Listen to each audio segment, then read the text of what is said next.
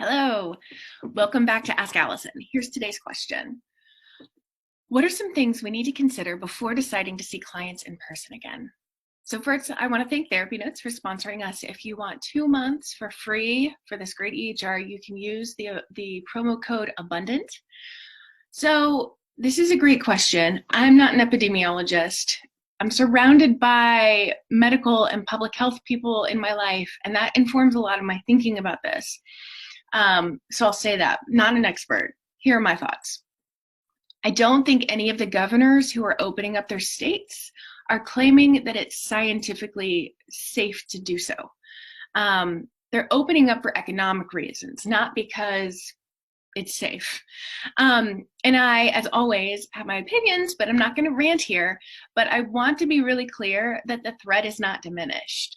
There are very few states in the United States with declining numbers, and unnecessarily being out in the world has and will increase the number of people who get sick, the number of people who die, and potentially the number of people who have chronic health conditions after recovering from COVID. So, one thing I want you to do has to do with your malpractice insurance and your general liability insurance, which is also called slip and fall. Many of our insurance companies have released statements that they will not protect us if we are sued by a client who contracted COVID from our offices.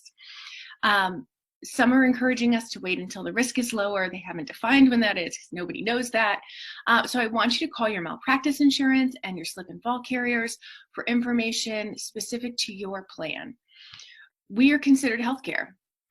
Some states have protocols for us as medical providers that include 50% of our client load, 90 minutes in between sessions, everybody wearing, like you and the clients, wearing full PPE, truly disinfecting your office between each client, checking at the door for signs of illness, et cetera, et cetera. So check with your own state's guidelines about what's expected of you to be able to see people in person. I'm definitely going to be waiting until both of us are not having to wear masks in therapy, along with eye protection and gloves, because I don't want that to be a part of the therapy experience. I would so much rather be online, even though it's not my favorite. So another thing to consider is that respiratory droplets are a part of our job. I cannot count how many times a crying client has blown their nose in session with me, literally thousands of times over my career.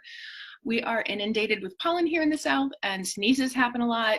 And all it takes is one person who doesn't realize that they were exposed, and my office could be ground zero for infection for my clients.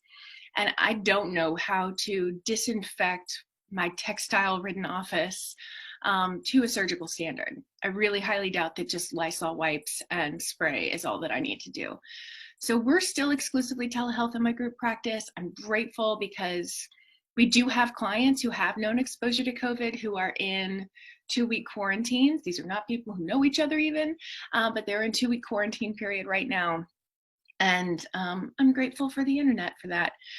So I'm going to be really happy to do in person as soon as it makes scientific sense.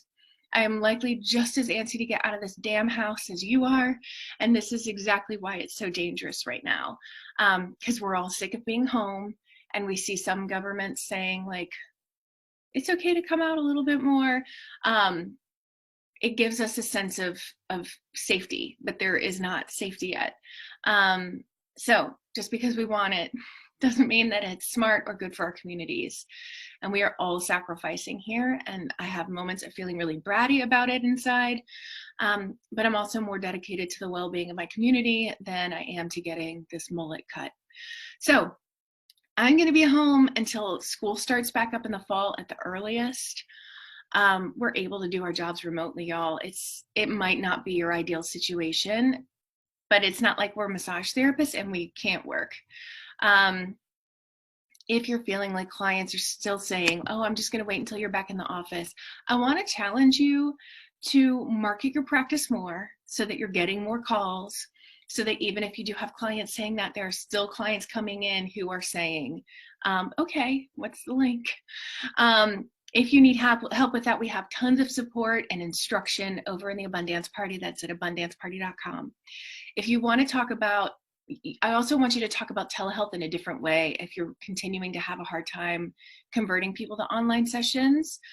We have a free script for that on our COVID page, which is at abundancepracticebuilding.com/COVID. I suspect that if you're getting a lot of consistent pushback, it's not them, it's you in terms of how you're messaging that. I also want to thank Roy Huggins from Person Centered Tech. I'm going to drop a video that he had in the caption, or in the in the caption, and he had a really good video about this limbo period. So that's going to be in there. So like I said, not an epidemiologist. And those are the folks that I'm going to be listening to, the epidemiologists, about when it's safe for me to go back to work to keep my community safe. I'm not going to listen to my governor, who so far I'm agreeing with, but he's still not determining when I go back to work. That's what I got. If you guys have questions for Ask Allison, DM me on Instagram. I'm abundance_practice_building, and I would love to answer them on here. Y'all take good care.